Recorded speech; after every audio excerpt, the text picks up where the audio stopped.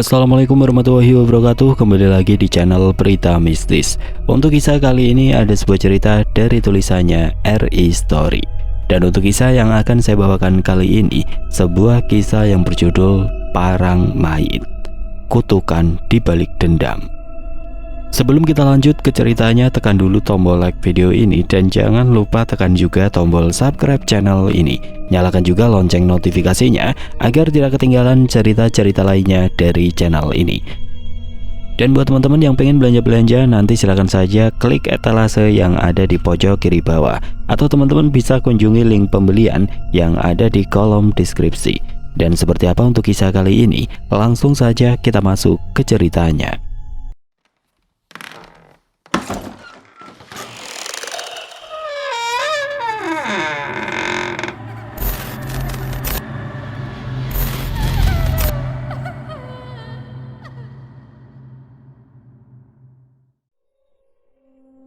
Malam itu langit gelap tanpa rembulan, hanya suara angin berbisik di antara pepohonan tua di sekitar ladang bekas milik Pak Gunawan. Joko berjalan terhuyung-huyung bersama Jamal dan seorang wanita sewaan yang ia bawa untuk bersenang-senang. Dua botol anggur merah masih berada dalam plastik hitam, bergoyang-goyang mengikuti langkahnya. Jamal sebenarnya tidak ingin ikut, tetapi Joko terus memaksanya. "Ayolah Jamal, jangan jadi pengecut. Parang mayit itu cuma cerita buat nakut-nakutin bocah," serga Joko sambil tertawa mabuk. Setibanya di gubuk reot yang mereka tuju, suasana semakin mencekam. Tidak ada suara binatang malam, hanya keheningan yang memeluk mereka. Tapi Joko yang sudah setengah mabuk tidak peduli. "Di sini aman, nggak ada yang bakal ganggu," katanya sambil membuka botol anggur dan menuangkannya ke dalam gelas plastik. Wanita itu yang awalnya tampak tenang mulai merasa gelisah. "Mas, tempat ini kok serem banget ya? Kayak ada yang ngeliatin." "Ah, kamu ini penakut juga ya. Santai saja, nggak ada apa-apa di sini," balas Joko sambil minum anggurnya langsung dari botol. Jam terus berdetak dan waktu pun menunjukkan tengah malam. Sisa anggur di botol terakhir sudah hampir habis dan ketiganya semakin kehilangan kendali. Joko dengan mata merah akibat alkohol mulai mengarahkan perhatiannya pada wanita itu. Ia mulai merayunya dengan kasar, sementara Jamal hanya duduk diam, terlihat tidak nyaman. "Jamal, kau minum aja dulu, giliranmu nanti," kata Joko sambil tertawa. Ia mulai membuka kemejanya, lalu mencoba melanjutkan niatnya. Wanita yang sudah mabuk itu sudah tidak memperdulikan apa yang dilakukan Joko. Perlahan bajunya mulai dilucuti. Joko menelan ludah, menatap tubuh wanita itu dengan penuh nafsu. "Aku nggak salah pilih, Mal," ujar Joko dengan mata berbinar. Joko memulai aksinya. Wanita yang sudah mabuk itu menikmati apa yang dilakukan Joko. Namun sebelum sempat melakukan lebih jauh, sebuah ranting tiba-tiba dilemparkan ke arah mereka dari arah ladang jagung. Wanita itu menjerit kecil, sementara Jamal langsung berdiri. "Apa itu?" tanyanya dengan nada gemetar. "Apaan sih? Paling cuma angin," saut Joko santai. Tapi Jamal merasa tidak yakin. "Aku cek dulu," katanya mengambil botol anggur sebagai senjata. Dengan langkah ragu Jamal berjalan ke arah ladang jagung. Wanita itu mencoba berdiri tapi Joko menahannya. "Tenang saja, gak ada apa-apa," katanya sambil memaksa wanita itu untuk tetap bersamanya. "Beneran gak apa-apa, Mas?" "Iya manis, ayo lanjut, udah gak tahan tahu," ucap Joko tertawa kecil. Wanita itu meskipun mabuk tampak ragu, namun desakan Joko membuatnya menyerah. Mereka mulai bercumbu, namun belum sempat menikmati lebih jauh, terdengar suara teriakan memekik dari arah ladang jagung. Suara itu diikuti oleh dentingan botol kaca yang pecah. "Apa itu, Mas?" tanya wanita itu. Joko langsung terdiam, rasa mabuknya seolah hilang seketika. Ia buru-buru memakai celananya dan mengambil balok kayu sebagai senjata. "Kamu tunggu di sini, jangan kemana-mana." Joko melangkah keluar dengan hati-hati. Suasana begitu sunyi, angin malam membawa aroma anyir yang tidak biasa. Langkah Joko terhenti saat ia menginjak genangan cairan lengket di tanah. Ia menunduk, mencium bau itu, bau darah.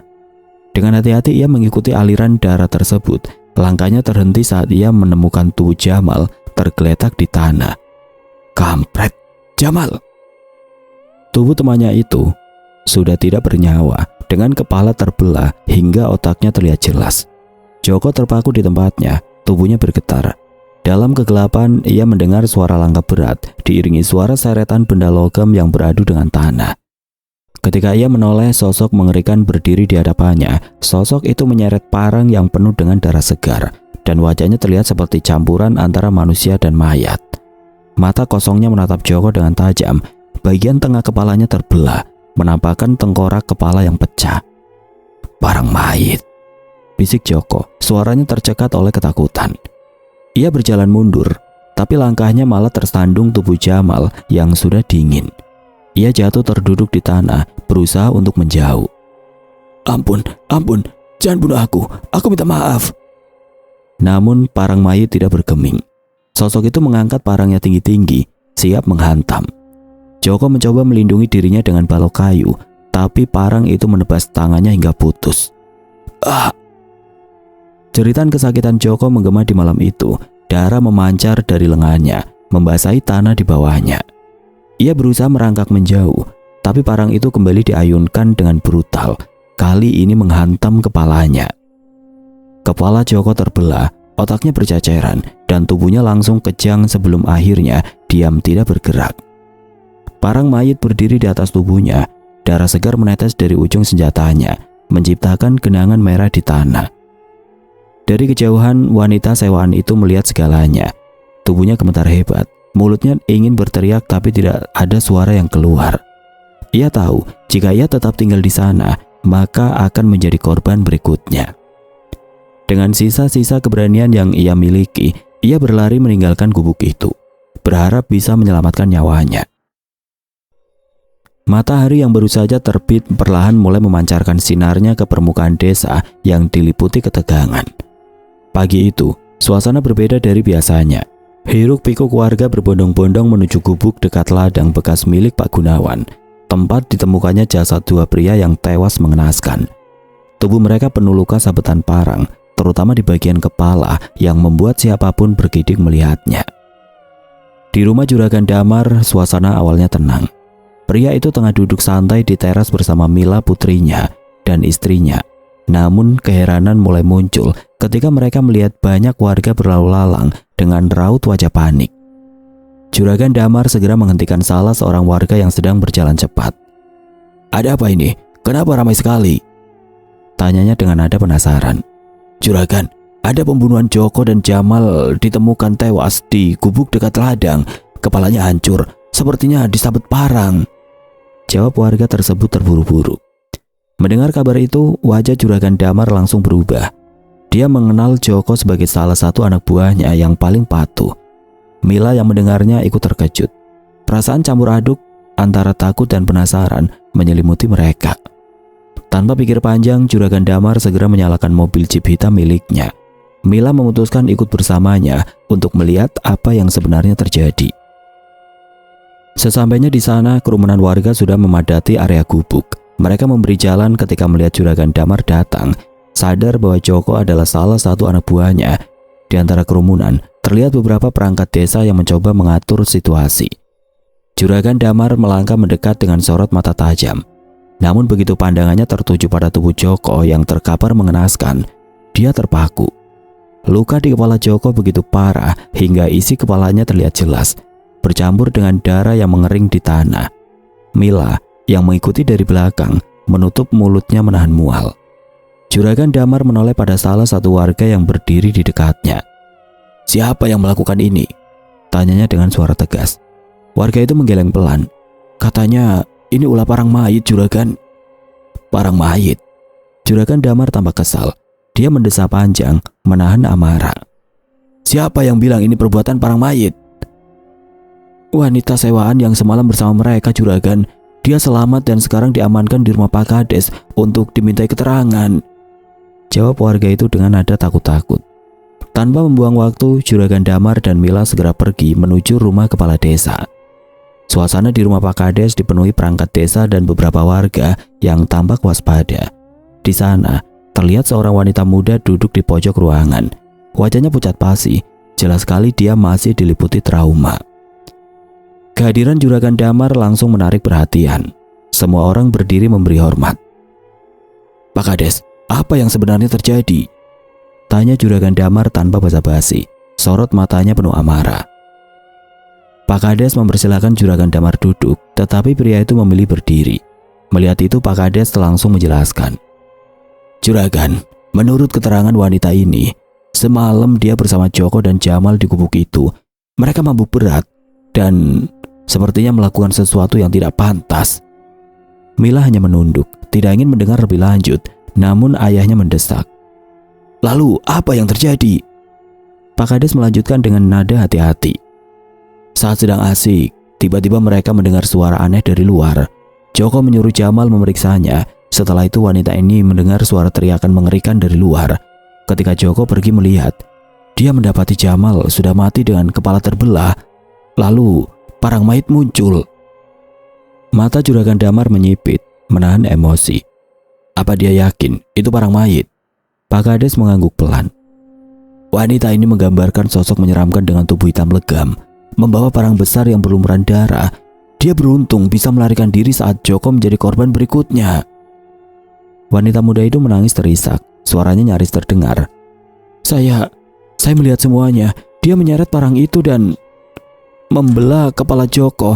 Saya lari sekuat tenaga, tapi dia hanya berdiri menatap saya. Saya pikir saya akan mati. Juragan Damar mengepalkan tangannya, sorot matanya tajam, seakan tidak percaya dengan semua ini. Omong kosong. Tidak mungkin Joko mati karena makhluk seperti itu. Pak Kades mencoba menenangkan.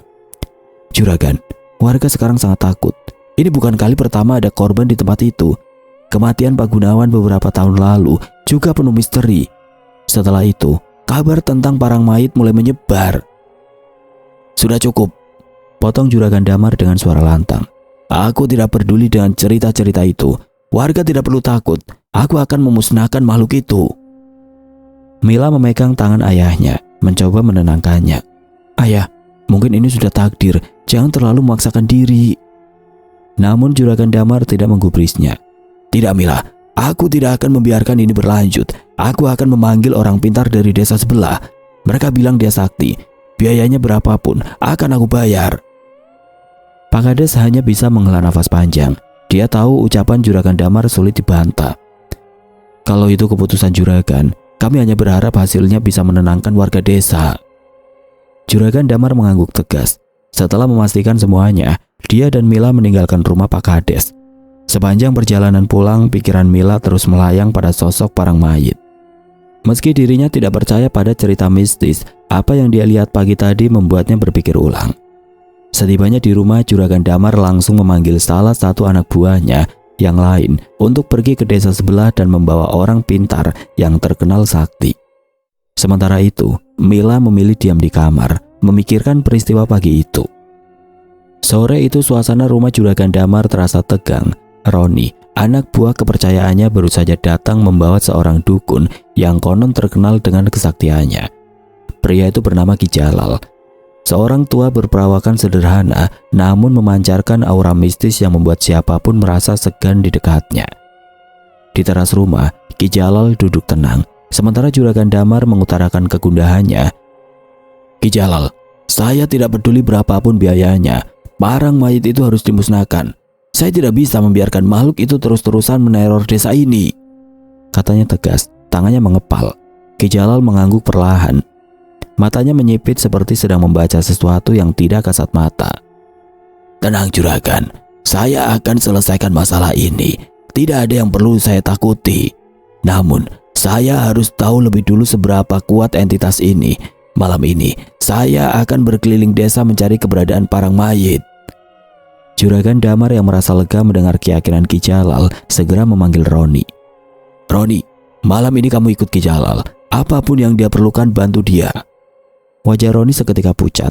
Ia memang dikenal setia, tetapi keberanian bukanlah kelebihannya. Namun ia tidak punya pilihan. Dengan suara bergetar ia berkata, Baik Juragan. Sementara itu di ruang tamu, Mila yang duduk diam sebenarnya tengah menyimak perbincangan di teras. Hatinya semakin tidak tenang.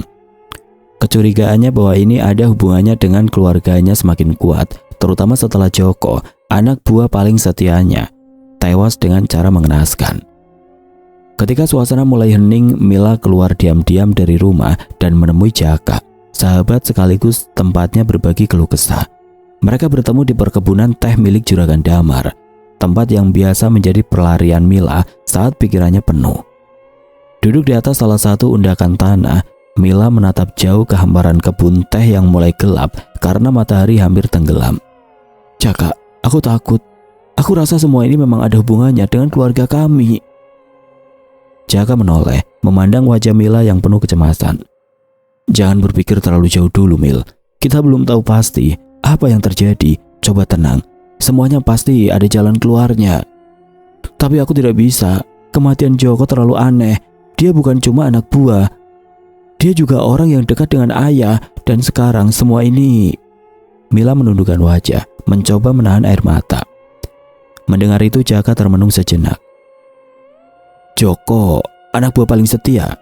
Kalau begitu, kenapa kita tidak mulai dari sana saja?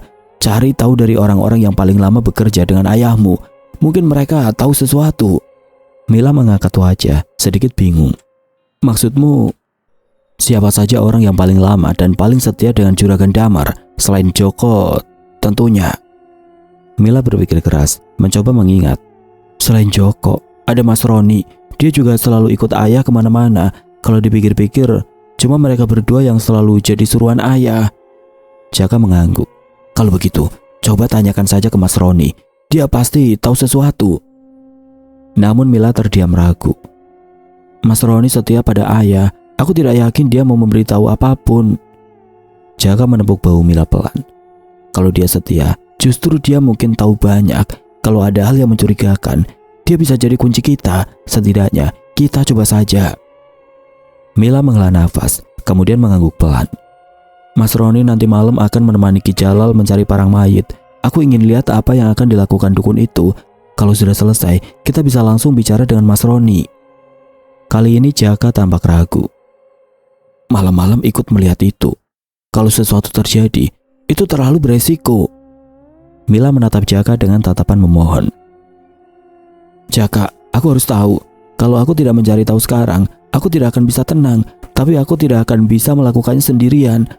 Kamu sudah janji akan menemani aku, kan?" Hati Jaka berdebar mendengar permohonan itu.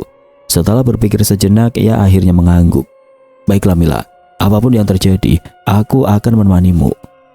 Mila tersenyum tipis, merasa sedikit lega, meski rasa takut masih menyelimuti hatinya. Keberadaan Jaka di sisinya memberinya keberanian untuk menghadapi malam yang penuh misteri itu. Malam itu begitu sunyi. Setelah memastikan kedua orang tuanya sudah terlelap, Mila membuka pintu belakang dengan hati-hati. Angin malam menyapa kulitnya, membawa aroma embun yang mulai turun di atas perkebunan. Dengan senter HP di genggamannya, Mila melangkah pelan, menyusuri jalan setapak yang gelap menuju kebun belakang, tempat di mana Jaka sudah menunggunya. Kegelapan pekat mengelingkupi perkebunan teh milik ayahnya. Mila berjalan sambil sesekali memeriksa sekitar, memastikan tidak ada yang mengikutinya. Dari kejauhan ia melihat Jaka duduk di bawah pohon besar, mengenakan sarung yang dililitkan di leher. Sesekali Jaka menepuk wajahnya, mengusir nyamuk yang mengganggu. Senyum kecil muncul di bibir Mila. Ia mematikan senter HP-nya, berjongkok dan mulai mengendap-endap mendekati Jaka. Ada niat usil dalam dirinya, ingin mengagetkan pemuda itu dari belakang. Namun saat hanya tinggal beberapa langkah lagi, Jaka tiba-tiba berbalik arah, membuat Mila terkejut dan terhenti di tempatnya. Kok tahu?" seru Mila sambil mengelus dadanya yang sempat berdegup kencang. Jaka menyeringai. "Mau ngagetin aku ya? Jangan mimpi. Aku udah denger langkah kakimu dari tadi." "Langkah kaki apanya sih? Pelan banget juga aku jalan." Jaka tertawa kecil. "Aku kira tadi kuntilanak yang mau nyamperin. Untung aku belum bacain doa." Mila cemberut, menatapnya dengan tatapan sebel. "Kuntilanak? Jadi aku kayak kuntilanak gitu?" "Bercanda Mila, jangan ngambek dong." Mila memalingkan wajahnya, dia masih kesal. "Udah deh ayo, kita cari Mas Roni sama dukun itu. Jangan buang-buang waktu." Mereka pun mulai berjalan menyusuri jalan setapak yang gelap dan berliku. Mila memimpin di depan dengan senter HP-nya yang kembali menyala, sementara Jaka mengikuti di belakang, mengawasi dengan cermat. Suasana desa benar-benar mencekam. Tidak ada suara ayam berkokok, anjing menggonggong atau manusia berbicara. Kabut tipis menyelimuti jalan desa yang hanya diterangi lampu-lampu jalan berwarna kuning redup. Mila sesekali menoleh ke belakang memastikan tidak ada yang mengekor mereka. Desa ini jadi kayak desa mati, gumam Jaka pelan. Sejak pagi suasananya memang sudah begini. Mungkin semua orang ketakutan setelah kejadian Joko. Dari kejauhan mereka mulai melihat sosok dua pria yang sedang berjalan perlahan. Roni dan Ki Jalal. Ki Jalal tampak membawa sebuah guci kecil dengan asap tipis yang menguar darinya. Sementara Roni mengikuti di belakang dengan langkah ragu. "Apa itu, Jaka?" bisik Mila sambil menunjuk guci kecil di tangan Ki Jalal. "Entahlah, tapi aku rasa itu semacam alat ritual." Mereka berdua berhenti sejenak, berjongkok di balik semak-semak untuk mengamati lebih jelas. Ki Jalal terlihat terus memperhatikan sekeliling dengan tatapan tajam, seperti mencari sesuatu yang tidak kasat mata. "Apa menurutmu mereka tahu kita mengintai?" tanya Mila pelan. "Tidak, asalkan kita tetap tenang, mereka tidak akan menyadarinya." Ki Jalal berhenti sejenak di jalan setapak yang menuju ke ladang jagung tua milik Pak Gunawan. Ia memandang ke depan dengan sorot mata yang dalam sebelum menoleh ke arah Roni. "Roni, apa sebenarnya urusan parang mayit ini dengan Juragan Damar sampai-sampai aku dipanggil untuk menyelesaikannya?" tanya Ki Jalal, suaranya dingin namun penuh tekanan. Roni meneguk ludah, terlihat gugup. Saya nggak tahu banyak, Ki. Katanya ini soal perselisihan tanah, tapi saya tidak pernah benar-benar diberitahu detailnya oleh juragan." Ki Jalal mengerutkan kening, seolah tidak puas dengan jawaban itu. "Perselisihan tanah? Sesederhana itu?" Mereka terus berjalan, tetapi saat melewati ladang jagung tua yang sudah lama tidak diurus, Ki Jalal tiba-tiba berhenti. Angin mendadak berembus kencang, membuat dedaunan jagung kering bergemerisik dengan suara yang tidak nyaman di telinga. Ki Jalal menoleh perlahan ke arah ladang, matanya menyipit tajam. Makhluk itu sepertinya sudah datang. Roni terdiam di tempatnya, keringat dingin mulai mengalir di dahinya.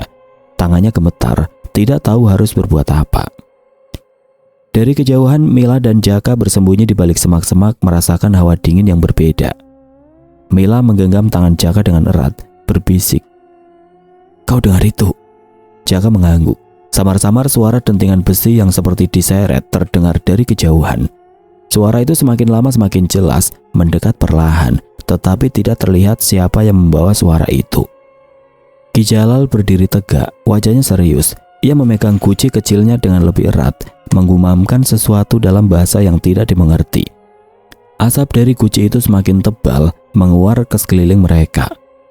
"Roni, jangan bergerak," perintah Ki Jalal dengan nada tegas. "Apapun yang terjadi, tetap di belakangku."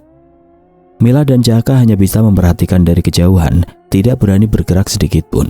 Jantung mereka berdebar keras, seolah ikut merasakan ketegangan yang memenuhi udara malam itu. Suara dentingan besi itu kini semakin dekat, menggema di antara ladang jagung yang gelap. Mila merasa seluruh tubuhnya bergetar, seolah ada sesuatu yang menekan dadanya. "Jaka, apa kita harus pergi saja?" bisik Mila, suaranya nyaris tidak terdengar. Jaka menggeleng pelan. "Kita harus lihat apa yang akan terjadi." Sementara itu dari kegelapan ladang jagung, sesuatu mulai muncul, sesuatu yang membuat malam itu terasa semakin mencekam. Roni melangkah mundur dengan keringat dingin membasahi keningnya. Suara dentingan besi yang diseret itu seperti tanda bahwa sesuatu yang mengerikan setengah mendekat. Ia tahu itu parang mayit, sosok yang selama ini menjadi momok bagi desa. Ki Jalal berdiri tegak, meskipun dalam hatinya ia merasakan tekanan besar dari aura jahat yang semakin dekat. Ia mengangkat guci yang ia pegang, mulutnya melantunkan mantra dalam bahasa yang tidak dipahami. Dengan gerakan perlahan ia menaburkan serbuk dari kantung kecil ke dalam guci, membuat asap yang keluar semakin tebal. Dari kegelapan ladang jagung muncul sesosok makhluk menyeramkan. Sosok itu adalah parang mayit dengan kepala yang terbelah dan wajah yang berlumuran darah segar. Tubuhnya dipenuhi tanah liat yang mengering, seolah ia baru saja bangkit dari kubur. Parang besar berkarat tergenggam di tangannya, mengeluarkan aura kematian yang mencekam. Ki Jalal menatap makhluk itu dengan mata terbelalak. Ia merasakan dendam membara yang menyelimuti parang mayit. "Makhluk ini bukan setan biasa," gumamnya pada Roni. "Dia diliputi oleh amarah dan dendam yang sangat besar. Ini tidak akan mudah." Ki Jalal mengambil kantung hitam berisi beras yang telah diritualkan. Ia melangkah maju, mendekati parang mayit dengan hati-hati. Dengan gerakan cepat, ia melemparkan segenggam beras ke arah makhluk itu. Tubuh parang mayit berasap seketika saat butiran beras menyentuhnya, membuat makhluk itu menggeram marah. Raungannya menggetarkan udara malam, menambah suasana menjadi semakin tegang. Beras ini tidak cukup kuat, pikir Ki Jalal. Ia meletakkan guci yang dipegang di tanah, lalu duduk bersila. Tangannya mulai membuat gerakan aneh sambil mulutnya terus melantunkan mantra. Angin tiba-tiba berembus kencang, membuat dedaunan di sekitar mereka berterbangan. Parang mayit meraung keras, seperti merespon serangan Ki Jalal. Tubuhnya bergetar hebat, tetapi ia terus melangkah maju dengan penuh amarah. Ki Jalal menangkupkan kedua tangannya, fokusnya sepenuhnya tertuju pada makhluk itu. Dari kejauhan, terlihat seolah mereka sedang saling dorong dengan kekuatan tidak kasat mata. Namun parang mayit itu terlalu kuat. Dengan raungan yang memekakan telinga, ia mengayunkan parangnya ke arah Ki Jalal. Meskipun tidak langsung mengenainya, energi serangan itu cukup untuk membuat Ki Jalal terpental jauh ke belakang, menabrak pohon besar dengan keras. Ki Jalal terbatuk, darah segar mengalir dari sudut bibirnya, nafasnya tersegal-segal dan tubuhnya tampak lemah. Roni segera menghampiri, wajahnya penuh kekhawatiran. "Ki, apa Anda baik-baik saja?" seru Roni panik. Ki Jalal menggeleng pelan, suaranya lemah. "Aku tidak bisa, amarah makhluk itu terlalu besar. Setan ini bukan seperti yang biasa aku hadapi." Dari kejauhan, Mila dan Jaka menyaksikan kejadian itu dengan tubuh gemetar. Mereka melihat parang mayit perlahan mendekati Ki Jalal dan Roni. Parang besar di tangannya terangkat tinggi. "Mila, kita harus pergi. Ini terlalu berbahaya," bisik Jaka dengan nada mendesak. Namun Mila menggeleng tegas. "Aku tidak bisa membiarkan mereka mati." Tanpa berpikir panjang, Mila keluar dari persembunyiannya dan berlari ke arah Ki Jalal dan Roni.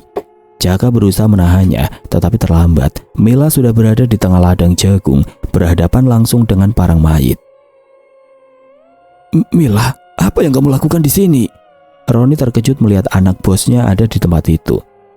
Mila berdiri gemetar, tubuhnya bergetar hebat, tetapi ia mencoba menenangkan diri. Dengan suara lirih namun penuh keberanian, ia bercerita kepada parang mayit. "Pak Gunawan, jika itu benar Anda, saya tahu Anda bukan orang yang pendendam, Anda orang baik, dan semua warga desa mengetahuinya. Tidak seharusnya dendam ini terus berlanjut." Ki Jalal meski terluka memperingatkan Mila. "Itu bukan arwah Pak Gunawan, itu roh jahat yang menggunakan tubuhnya. Selama dendamnya belum selesai, dia akan terus meminta korban." Parang mayit tidak merespon kata-kata Mila. Ia terus melangkah maju, auranya semakin menekan. Semua orang di sekitar merasa tubuh mereka sulit bergerak, seperti ditahan oleh kekuatan tidak kasat mata. Jaka yang tidak tahan melihat Mila dalam bahaya, segera berlari ke arahnya. Ia mengambil sebuah dahan kayu yang cukup tebal di sepanjang jalan, lalu memposisikan dirinya di depan Mila. Parang mayit mengayunkan parangnya dengan kekuatan penuh ke arah Mila, namun Jaka berhasil menahan ayunan itu dengan kayu di tangannya. Suara benturan keras terdengar, membuat kayu itu retak. "Pergi, cepat menjauh dari sini," seru Jaka sambil menahan kekuatan luar biasa dari parang mayit. Jaka terus bertahan dengan kayunya yang hampir patah. Mila dan Roni meski takut, mencoba mencari cara untuk membantu. Namun aura parang mayit yang menekan membuat mereka sulit bergerak. Kayu tebal yang dipegang Jaka mulai retak, suara serpihannya membuat semua orang semakin cemas. Parang besar parang mayit terus menekan, membuat Jaka kehilangan kekuatan untuk menahannya lebih lama. Namun sebelum kayu itu benar-benar hancur, terdengar lantunan doa lirih dari arah yang tidak jauh. Tekanan yang sebelumnya mencekik seolah melemah, memberi mereka sedikit ruang untuk bergerak. Doa itu semakin jelas, lantang dan menggetarkan. Parang mayit menggeram marah, seolah merasa terganggu oleh kekuatan yang datang dari lantunan ayat-ayat suci itu. Dengan langkah berat ia mundur, menjauh ke dalam kegelapan ladang jagung hingga akhirnya menghilang sepenuhnya. Semua orang menoleh ke arah suara itu berasal. Seorang pria setengah baya dengan sorban putih dan tasbih di tangannya berjalan mendekat tanpa henti, melantunkan doa. Wajahnya tenang, namun penuh wibawa. Jaka terbelalak. "Pade Harjo," serunya tidak percaya. Pade Harjo Kusumo, seorang ulama terpandang sekaligus padenya Jaka, berdiri di hadapan mereka. Senyum ramah terpancar di wajahnya, namun sorot matanya menyiratkan kewaspadaan. Mila yang kebingungan bertanya, "Padenya Jaka, kenapa beliau ada di sini?" Jaka menggaruk kepala sambil tersenyum canggung. "Kemarin aku telepon Pak D, minta bantuan soal masalah di desa ini. Aku tidak tahu kalau beliau datang secepat ini." Pak D Harjo mengangguk pelan, lalu memandang ke arah ladang jagung yang gelap. "Jadi, itu yang kau maksud parang mayit?" tanyanya sambil menatap Jaka. Jaka mengangguk dengan wajah serius. "Benar Pak D, itulah sosok yang selama ini menghantui desa." Pak D Harjo menarik nafas panjang, pandangannya beralih ke Mila, Roni, dan Ki Jalal. Ia menyapa mereka dengan salam hangat. Tetapi, ada sesuatu yang berubah saat tatapannya bertemu dengan Ki Jalal. Ki Jalal segera membuang muka, menunduk, seolah menghindari kontak mata. Pak D Harjo memperhatikan Ki Jalal dengan seksama. "Kau Jalal, apa benar ini kau?" tanyanya pelan, namun penuh makna. Ki Jalal tersenyum kecut, menahan rasa sakit di tubuhnya. "Ya, aku Jalal. Kenapa? Kau tidak menyangka aku masih hidup?" Pak D Harjo menggeleng pelan, lalu dengan suara tegas bertanya, "Apakah kau masih terjerumus dalam ilmu hitam, Jalal?" Ki Jalal tidak menjawab langsung. Ia hanya menatap Pak D Harjo dengan tatapan tajam, lalu berkata dingin, "Ini bukan urusanmu, Harjo." Pak D Harjo hanya menghela nafas panjang, seolah memahami bahwa percakapan itu tidak akan membawa hasil. Ia berpaling kembali ke arah Jaka, Mila, dan Roni, meninggalkan Ki Jalal yang masih duduk bersandar lemah. Saat melihat Mila berdiri di sebelah Jaka, Pak D Harjo menyeringai kecil. "Wah, ini calon untuk Jaka ya?" Godanya sambil menatap Mila dan Jaka bergantian. Mila langsung tersipu malu, wajahnya memerah. Bukan, Pak D, bukan begitu," katanya gugup. Jaka buru-buru menggeleng. "Pak D, jangan bercanda. Mila bukan calonku. Dia anaknya Juragan Damar. Aku yo bukan levelnya." Namun Pak D Harjo hanya tertawa kecil. "Ah, masa sih? Tapi kalian kelihatan cocok kok. Ya semoga saja jodoh. Kalau cinta itu tidak memandang level." Mila semakin malu, sementara Jaka hanya bisa garu-garu kepala, bingung bagaimana menjelaskan lebih lanjut. Merasa suasana sudah cukup tenang, Jaka mengusulkan, "Pak D, Ki Jalal terluka cukup parah. Sebaiknya kita semua ke rumah saya. Ki Jalal bisa diobati di sana, dan kita juga bisa bicara lebih jelas soal ini." Pak D Harjo mengangguk setuju. "Baiklah, tapi kita harus tetap waspada. Sosok itu belum pergi sepenuhnya. Masih ada sesuatu yang harus diselesaikan." Jaka membantu Ki Jalal berdiri, sementara Roni dan Mila mengikuti di belakang. Perjalanan ke rumah Jaka terasa berat dengan bayang-bayang parang mayit yang masih mengintai dari kegelapan. Namun dengan kehadiran Pak D Harjo, mereka merasa sedikit lebih aman. Pak D Harjo duduk di kursi tamu, memandang mereka satu persatu. Matanya penuh arti, namun nada bicaranya tetap tenang. "Parang mayit tadi bukan hal biasa. Apa sebenarnya yang terjadi di desa ini? Tidak mungkin ada api tanpa asap." Mereka semua saling menatap. Mila yang duduk di samping Jaka terlihat tegang. Mas Roni menunduk dalam-dalam, keringat mengalir di keningnya. Hanya Ki Jalal yang tetap memunggungi Pak D Harjo. Ki Jalal yang paham betul tentang ilmu hitam akhirnya membuka suara dengan nada ketus. "Makhluk itu parang mayit. Ada roh jahat yang mengendalikan arwah orang mati. Ilmu hitam tingkat tinggi." Jaka mengernyitkan dahi, tidak mengerti. "Apa maksudnya, Ki? Bagaimana itu bisa terjadi?" Ki Jalal mengendus kecil sebelum menjelaskan. "Aku pernah mendengar tentang ilmu hitam yang disebut Kroda Sukmo. Ilmu ini digunakan untuk membalas dendam. Siapapun yang menguasainya mampu memanggil roh jahat dan mengikatnya dengan arwah seseorang yang sudah mati. Makhluk seperti parang mayit adalah hasil dari ilmu itu." Pak D Harjo mengangguk pelan, mulai memahami situasi. "Jadi, ada seseorang yang menggunakan ilmu itu. Pastilah orang itu menyimpan dendam yang begitu dalam." Ki Jalal melanjutkan dengan nada berat. "Benar. Biasanya orang yang memakai Kroda Sukma adalah mereka yang sudah benar-benar kehilangan akal, dihancurkan oleh sakit hati, dan terpuruk dalam kehidupan. Mereka rela menanggung resiko besar demi melampiaskan dendamnya."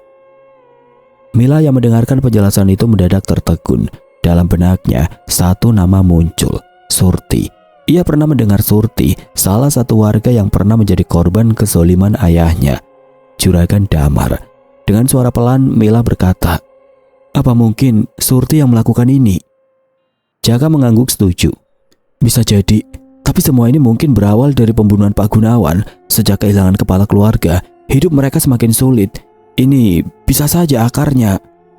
Ucapan itu membuat semua mata tertuju pada Mas Roni yang sejak tadi diam dengan kepala tertunduk. Mila menatapnya tajam, lalu bertanya dengan suara gemetar, "Mas Roni, apa benar pembunuhan Pak Gunawan ada hubungannya dengan ayahku? Kau tahu kan? Kau selalu di sisinya." Mas Roni perlahan mengangkat wajahnya. Ketakutan tergambar jelas di matanya. Ia menelan ludah sebelum mengangguk pelan. Jawaban itu seperti petir di siang bolong bagi semua yang mendengarnya. Mila terkejut dan hampir kehilangan kata-kata. Dengan suara yang nyaris pecah, ia memohon, "Mas, ceritakan semuanya, tolong. Apa yang sebenarnya terjadi? Mengapa ini berhubungan dengan ayahku?" Mas Roni memandang mereka satu persatu. Matanya berkaca-kaca, terlihat penuh penyesalan. Setelah menarik nafas panjang, ia mulai bicara. "Semuanya bermula dari tanah warisan milik Pak Gunawan," katanya dengan suara pelan. "Juragan Damar sangat tertarik dengan tanah itu karena hasil panennya selalu berlimpah. Berkali-kali beliau menawar tanah itu dengan harga tinggi, tapi Pak Gunawan selalu menolak. Penolakan itu membuat juragan marah besar. Ia merasa harga dirinya diinjak-injak." Mereka semua mendengarkan dengan seksama. Pak De Harjo mengerutkan dahi, sementara Mila mulai menggenggam tangan Jaka dengan gemetar. Mas Roni melanjutkan, suaranya mulai bergetar. "Juragan Damar sangat menginginkan tanah itu.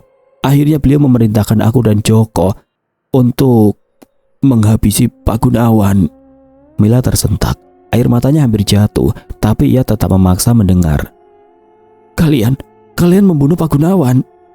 Mas Roni mengangguk pelan.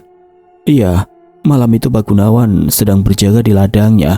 Kami mendatanginya. Joko yang melakukannya dengan parang milik Pak Gunawan sendiri. Dia melakukannya dengan cara yang kejam. Beberapa kali dia menghantamkan parang itu ke kepala Pak Gunawan hingga parang itu tertancap di sana." Suasana ruangan itu berubah sangat mencekam. Mila terisak pelan, sementara Jaka mengepalkan tangan, berusaha menahan emosi. Mas Roni melanjutkan dengan suara penuh penyesalan. "Aku sebenarnya takut, tapi aku dibutakan oleh uang. Juragan menjanjikan bayaran besar, dan aku mengkhianati nuraniku. Sekarang, aku benar-benar menyesal, tapi semuanya sudah terlambat. Dendam itu telah tumbuh, dan mungkin sekarang menghantui kita semua." Semua orang saling menatap. Keheningan yang berat menyelimuti ruangan itu. Mila menutup wajahnya dengan kedua tangan, menangis dalam diam. Jaka menoleh pada Pak De Harjo, berharap ada jawaban atau solusi dari situasi ini. Namun tatapan Pak De Harjo terlihat lebih gelap dari sebelumnya. Pak De Harjo berdiri. "Dendam ini, jika tidak dihentikan, akan membawa lebih banyak korban. Kita harus segera mencari orang yang menggunakan Kroda Sukma sebelum semuanya terlambat."